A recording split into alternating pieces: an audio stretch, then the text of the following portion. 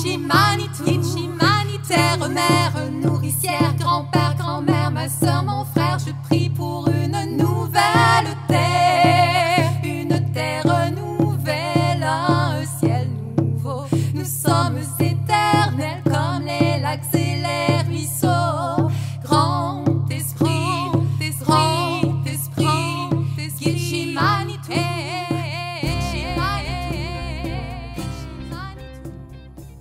On est tous égaux, on est tous au même niveau.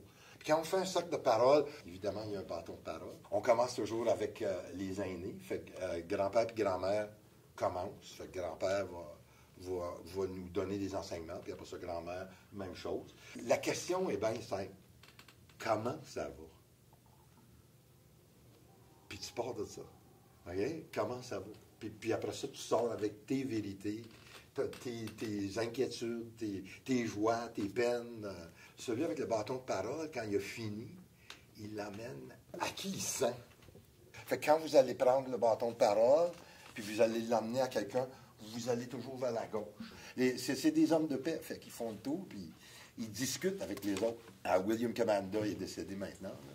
Mais il a commencé quelque chose qui s'appelle The League of the Many Nations. On va juste commencer avec comment vous voyez la réconciliation. Comment vous vous sentez face à la réconciliation? Là, moi, je vais faire le tour. Je vais donner le bâton de parole à quelqu'un. Après ça, vous commencez. Après ça, après que vous n'avez rien d'autre à dire, vous vous levez, toujours vers la gauche. Vous amenez le bâton de parole à quelqu'un. Puis après ça, vous continuez vers la gauche. La réconciliation, je pense que c'est aussi juste la base d'être ensemble, puis comment mieux être ensemble. Puis de n'importe quelle manière qu'on le fait, à chaque jour, tu es avec du monde tout le temps. Puis c'est aussi la manière de chaque personne de prendre le temps de respecter chaque personne avec qui on a la chance d'être, puis de prendre le temps de vivre des moments, puis de vivre chaque moment avec ces personnes-là. Parce que dans une journée, tu commences peut-être chez toi, dans ta famille, après ça, tu vas à l'école, après ça, tu vas peut-être voir tes amis. Fait qu'à chaque moment dans une journée, on est avec du monde différent, mais sur la même planète. Puis chaque moment, c'est un moment de réconciliation, parce qu'on est avec du monde, puis on n'est pas parfait. Puis des fois, tu sais, il y a toujours des erreurs, des choses qu'on regrette, des choses qui sont difficiles, mais à chaque moment, c'est toujours une chance de mieux faire, puis de faire mieux ensemble aussi. Ah. Alors, pour moi, la réconciliation, en fait, c'est de revenir à ce qu'on est, de ce qu'on a déjà comme outil et voir comment est-ce qu'on peut aller vers le futur parce que, comme tu disais, Michel, la nature, c'est l'enseignant ultime. Des trucs que j'ai lus par rapport à ça, c'est vraiment fascinant à quel point il faut réaliser que, dans le fond, on a déjà la réponse en nous. C'est juste un petit peu d'enlever les couches d'ignorance, d'enlever les couches de ce qu'on a, les filtres qu'on a mis sur nous-mêmes et que c'était mis sur nous, puis de trouver en fait la réponse. On l'a, puis je pense que la musique touche un petit peu déjà à ça. Donc, pour moi, cette chanson-ci est vraiment spéciale pour ça, parce qu'on commence à accéder, là, on commence à enlever les couches et trouver la vérité.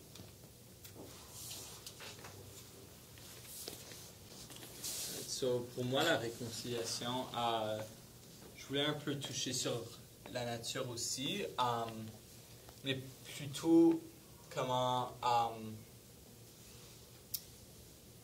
comme ceux qui ne sont pas autochtones, de peut-être essayer de vivre une vie moins facile, moins automatique, peut-être moins moderne même, et de trouver la simplicité de la nature et du monde qui est autour de nous. Et peut-être trouver de la joie dans une vie qui prend plus d'efforts. Je sais depuis toujours que j'ai des origines autochtones. J'ai refait le tissage de mes origines, avec des aînés, avec des rituels, avec des cérémonies, en voyageant du nord au sud, un petit peu partout dans le monde, en rencontrant des peuples autochtones un peu partout dans le monde. Et en me reconnectant avec cette racine-là, Donc, de refaire ce tissage-là, je pense que c'est un peu ce qu'on est en train de refaire. Une réconciliation, c'est aussi de tisser, de faire quelque chose qui fait qu'on s'unit, on ramène les morceaux ensemble. Et puis c'est un peu ça qu'on est en train de faire, de se souvenir, de ramener les morceaux ensemble, de réconcilier, de pardonner, de laisser aller certaines choses pour avancer ensemble à partir d'aujourd'hui, main dans la main, en reconnaissant nos différences puis en reconnaissant nos ressemblances. La réconciliation, c'est pas de changer, c'est pas de vouloir prendre quelque chose de l'autre, parce que en vivant l'un à côté de l'autre, évidemment qu'on s'influence. L'influence est inévitable. Simplement de reconnaître la mémoire, l'origine. Et ensuite, quand on va très très loin dans la mémoire, l'origine, on se rapproche. Pour moi, la réconciliation, c'est d'apprendre à vivre avec les différences des autres et de les respecter et, comment on dit, enjoy? Profiter. Et de profiter de les personnes autour de toi. Même si parfois il y a des choses qui sont différentes ou uniques entre elles. On est au fond on est tous pareils. La réconciliation, c'est de prendre le temps, comme un peu comme il a dit, d'apprendre et de discuter, d'identifier les différences qui existent entre nous et prendre le temps d'apprécier ces différences et aussi, juste dans le contexte du Canada, surtout, d'assumer comme nos responsabilités qu'il existe et de prendre le temps d'identifier ce qui s'est passé dans le passé et de prendre le temps de rectifier cette situation. Et aussi, comme en tant qu'élève de 10e année, parfois tu peux te sentir comme si tu n'y peux rien, que tu ne peux rien faire dans les situations qui se trouvent dans le monde. Et c'est décourageant. Et tu apprends des nouvelles, tu les regardes et ça fait mal parce que c'est tellement de personnes qui sont en train de souffrir pour des choses qu'ils ne peuvent pas contrôler. Mais je crois que juste faire ça, c'est comme un premier pas. Pour moi, la réconciliation, c'est un peu comme... On essaie maintenant d'enlever cette notion, comme ce prétence qui est un peu faux, que il y a plusieurs différentes communautés parmi nous et on est tous différents, mais en réalité, c'est vraiment pas le cas et c'est pas la réalité. Et je pense que le plus vite qu'on peut vraiment accepter ça et on peut bien connecter avec tout le monde et accepter qu'on est tous les mêmes, c'est le mieux qu'on sera.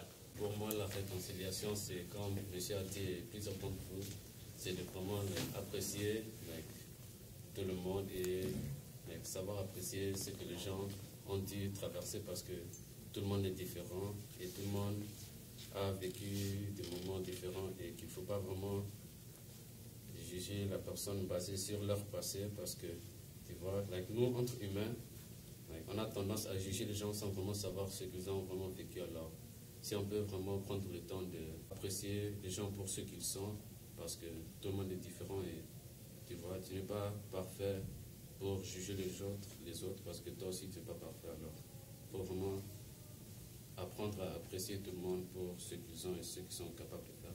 On parle beaucoup de pas juger les autres, à les accepter, tout ça, mais je pense que moi j'ai un gros travail que je fais sur moi-même parce que je pense qu'avant d'accepter les autres, je dois m'accepter moi-même.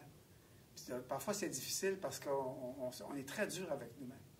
On se juge beaucoup et je pense qu'on devait être plus souple.